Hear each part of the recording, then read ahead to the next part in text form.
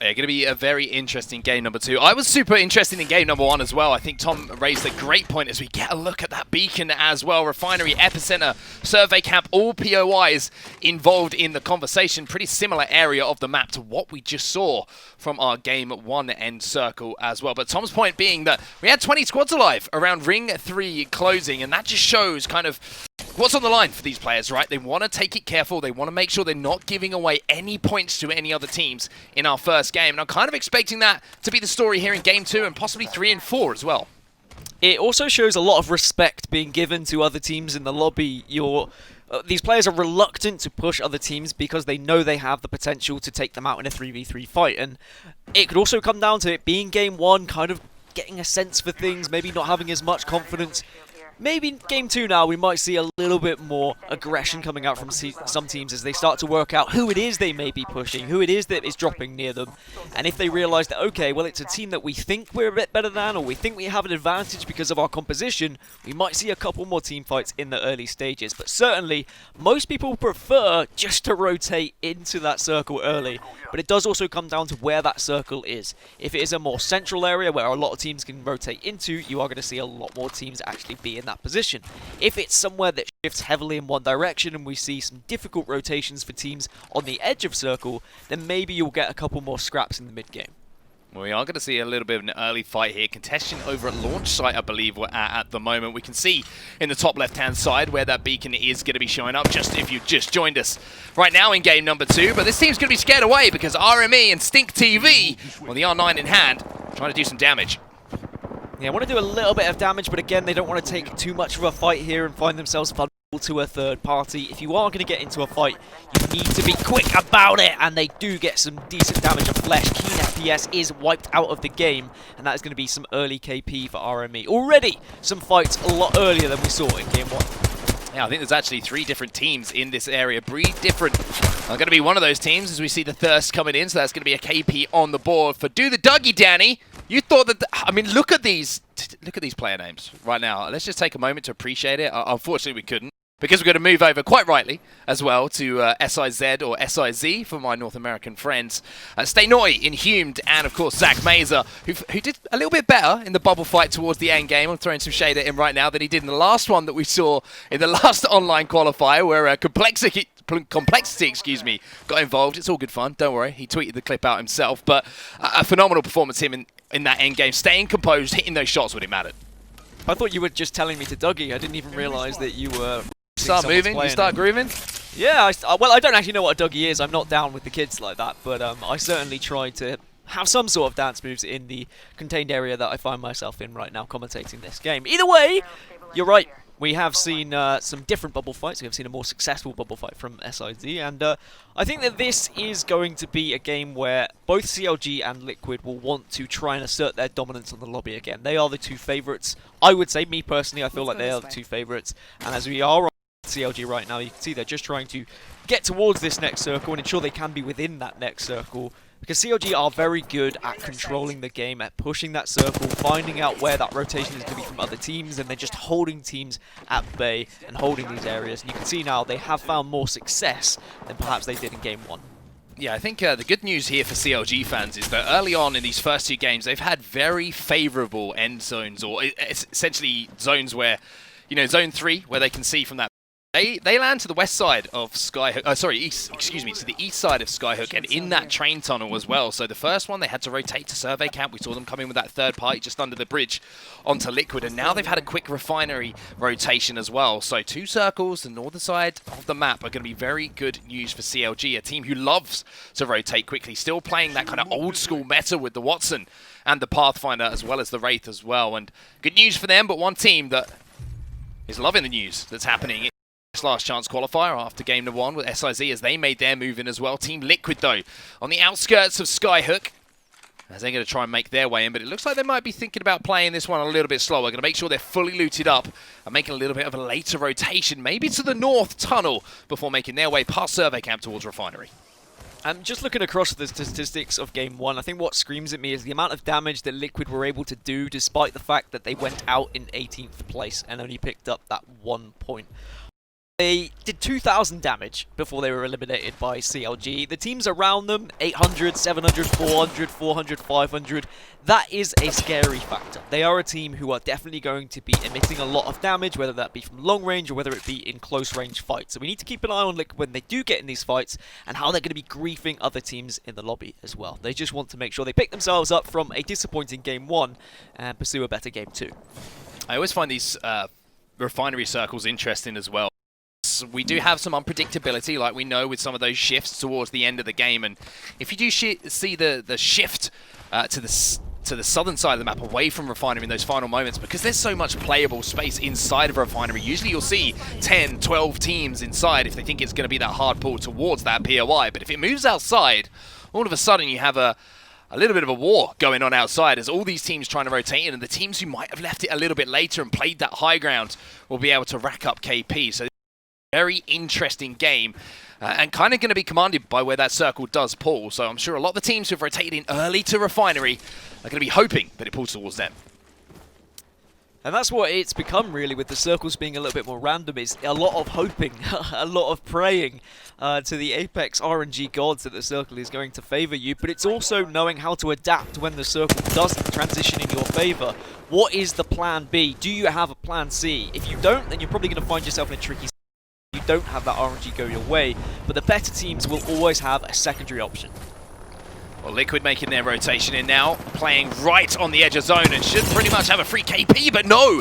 It's a Wraith who manages to jump into the void at the last second as the portal's going to go down. It looks like Team Liquid are going to take that opportunity to move into the silo and set up here. They're going to be very comfortable for those next couple of circles.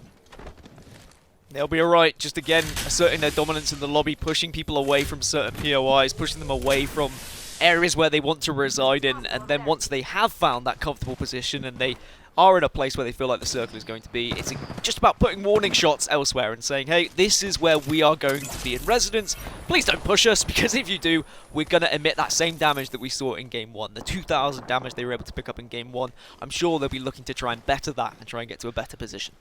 Yeah, charge rifle in the hands of Flanker as well, and he's going to be able to not only do damage to all these teams who are going to be poking and looking for spaces to play, but charge up those Evo shields as well. You can see Abreleli's already managed to get the purple shield in his hands, Nocturnal with the blue.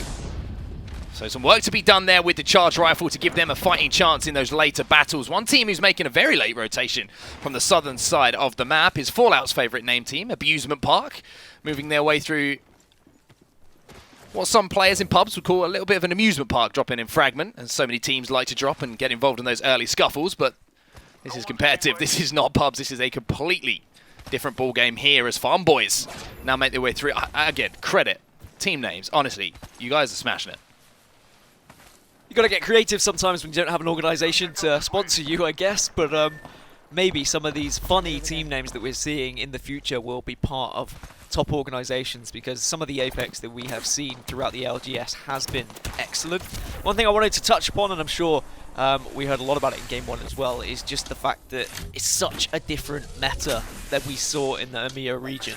Lack of caustics at the moment, so much Gibbies, more Watsons on offer, a lot more slow paced. We're not seeing as much pushes, we're not seeing as much aggression. Again, I don't know whether that comes down to just respect for other people and other teams, or just fear, because it is that LCQ, it's that last chance. People not necessarily wanting to throw away a game and wanting just to let the game play out, see if anything presents an opportunity so they can seize it in that moment. Well, one of those teams who've made a rotation into Refinery is going to be Lonely Weebs, but I'm keeping my eye on that top left on my screen for when that zone does close in around 20 seconds time to see where that shift is going to be. Is it going to be Refinery? Are we going to be moving outside? And are some teams going to have to make some tough decisions? We can hear a little bit of fighting going down in Refinery as well, and if we do get the opportunity to bring up the map overhead, it's going to show us how many teams have committed to Refinery here, or how many teams haven't committed to Refinery as well, to see where they think that that circle is going to be pulling. But we're jumping over to RME now because they're coming under fire. Hundreds taken down to just health as his armor gets smashed. Gonna have to pop a shield battery here as the bubble's going to go down from his teammate. The ult will go out as well from the Gibraltar here just to push that team back. Yeah, I feel like that is a very defensive bombardment just to ensure that they're not going to get pushed and no one is going to try and take advantage of their somewhat vulnerability at the moment. They'd already popped their bubble, so it means they don't have that kind of backup option of trying to bubble themselves and stay alive. Yeah, Stomps is coming under a lot of fire though himself, and once again his shields will be broken, which is going to force the retreat now from Farm Boys. They're going to find something that resembles a tractor, so maybe they'll feel at home here for just a few moments, but I don't think the ground looks too fertile for them at the moment as they're coming under all sorts of fire. And finally just having to burn through these meds, which means that their late game rotations are going to be a little bit tougher, but 19 squads still remaining. Once again, North America tiptoeing around this lobby. Yeah, I'm keeping an eye on the kill feed just to see who goes down. I did see someone fell from a distance, and that's how they died. It's a shame we didn't catch that, because that always gives me a giggle. But yeah, you're completely right. Just people edging their way into the circle. A lot of teams playing edge at the moment, and there is a lot of teams who rotated early centrally to this zone. This next pull is going to be massive for how the rest of this game plays out. RME then in a fight once again, trying to force their way in. They're right on the edge of the circle though. The bubble's going to go down to give them the opportunity to cross that open ground. Some cells are going to be shared out as well, which means that Stink will be able to get his shields recharged once again. And now a bit of aggression coming in from Casellos, trying to hold this door and hold the angles of this team who are trying to poke his teammates while they're getting those heals out. And that's pretty smart play from the Wraith there. Sometimes it's about just holding angles, showing presence so that you can escort your teammates into a safer position. Yeah, quite often we'll see people just position themselves to scare their opponents, and that's exactly what happened there. Otherwise, you can give them a little bit too much room to breathe, and they're going to maybe get confidence to push out. Instead, you just show yourself, you keep them within that building, and they will say, okay, well, we're not going to push out, because clearly we have an aggressive team on the outside. But really, this whole lobby is quite passive, if I'm going to be completely honest, and no wonder why. We're in the LCQ. There's just so many places up for grabs. So Farm Boys are still alive, 19 squads still alive, and you can see from that beacon as well that it is going to be pulling towards Refinery. The question now, as you can see the station inside of Refinery, and that's all included in where that circle is going to be, but is it going to pull inside of Refinery? Is it going to pull out to the east side of Refinery where that little compound is? It's going to be certainly interesting to see how this match does develop. Abusement Park now making their way through Epicenter. We should go here. And all those teams have already rotated ahead of them, so they should have a pretty comfortable path in towards the edge of circle is going to be. I see an enemy. But a long way to go for them still. Popping a few meds to help them along the way. The amount of times we've seen teams just kind of gamble on that one location that is slightly just aside from that main POI where everyone is in residence, just that little silo that you're talking about, the one team there, which I think is Liquid, that could be huge if they predict that right. There's some big shots coming out here from MST, the R99 doing the damage as it always does.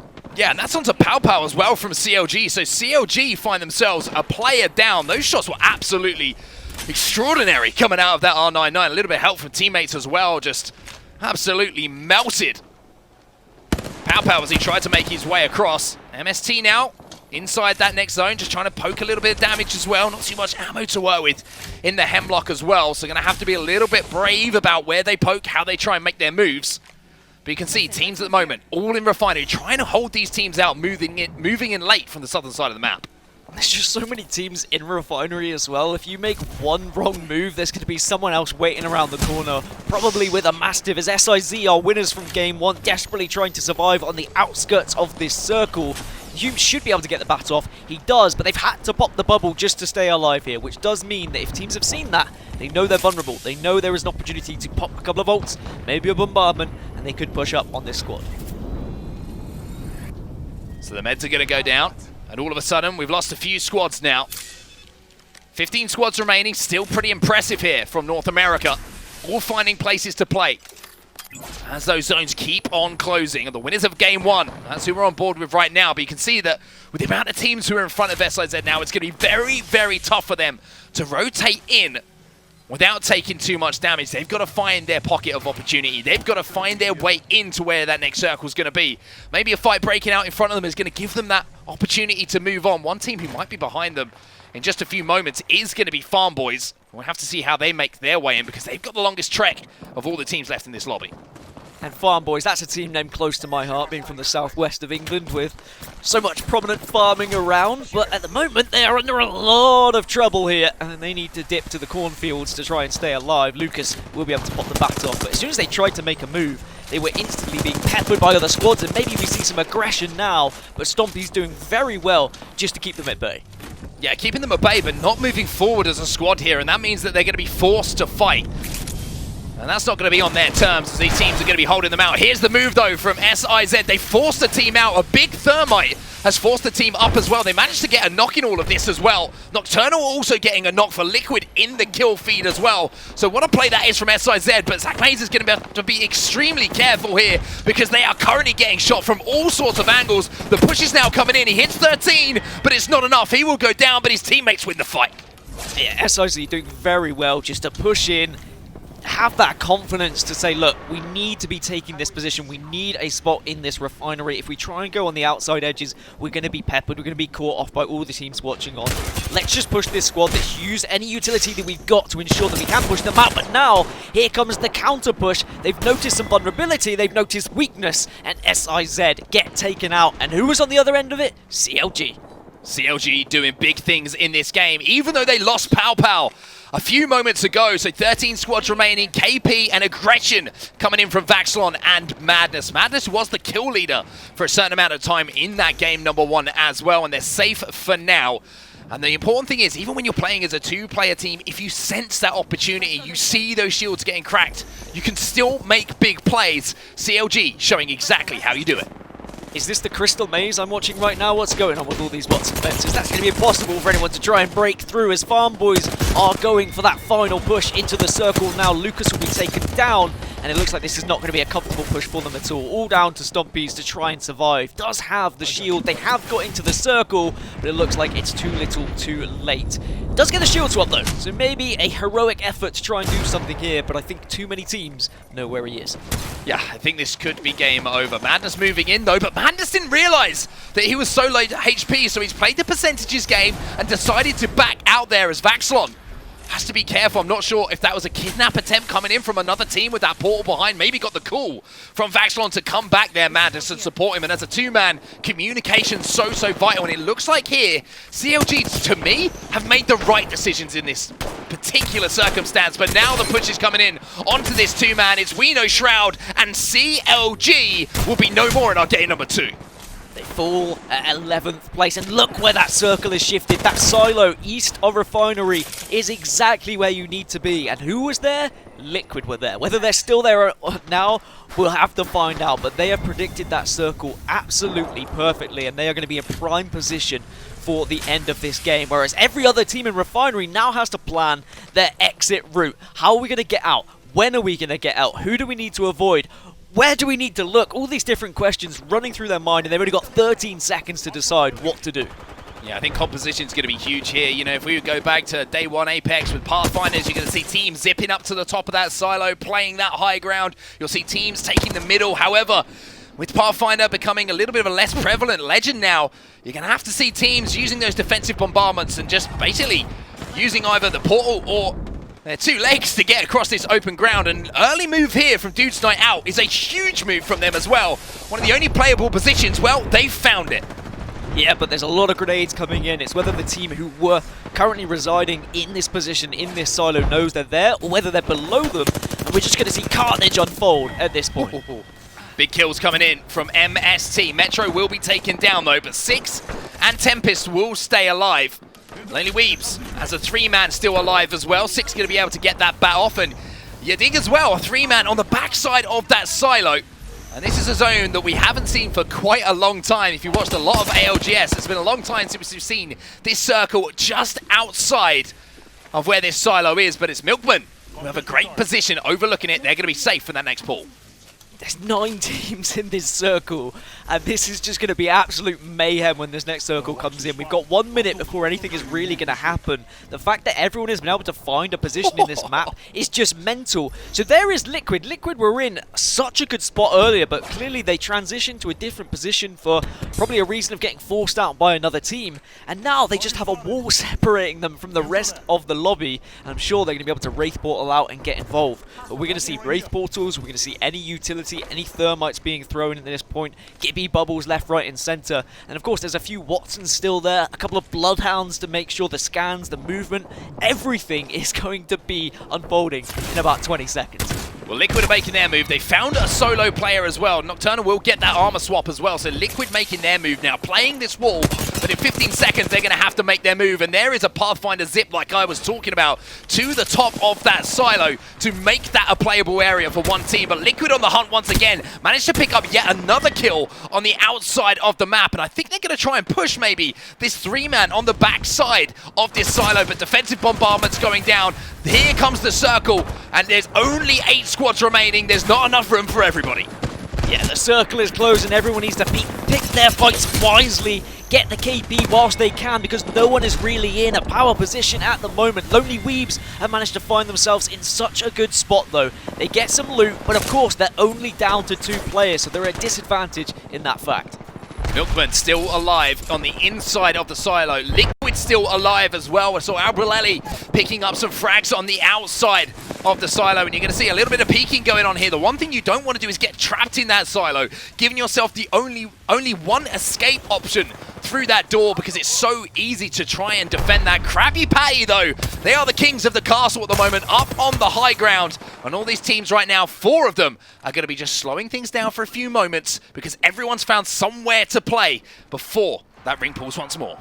Milkman, Team Liquid with TSM's Albrelelli are the 2 fullest squads in terms of having all 3, and Liquid are taking their moment now, and they take the squads down to 3, which means Liquid have managed to take arguably prime position right central of this zone, central of this silo. Below them, Milkman, who are also a full 3. Above them, just a squad of 2. So it's going to be a question as to who has more utility here, who's got the best usage of thermite grenades, who can use those ultimates most effectively. There is a Gibraltar being played here by Osenpai. He's going to be able to drop that defensive bombardment down, maybe a late bubble as well. Team Liquid, though, I love the aggression that we saw from them in that push. They did some damage, and they just decided, you know what? KP. And look at the KP as well. Albrelelli with 2. We got 7 assists for him as well, which means that they've been racking up points with kills. But this is where your IGL needs to step up. This is where the decisions will be made. It's about making the right decision, but most importantly, the execution on this next move is huge. 14 seconds until we see these teams engage.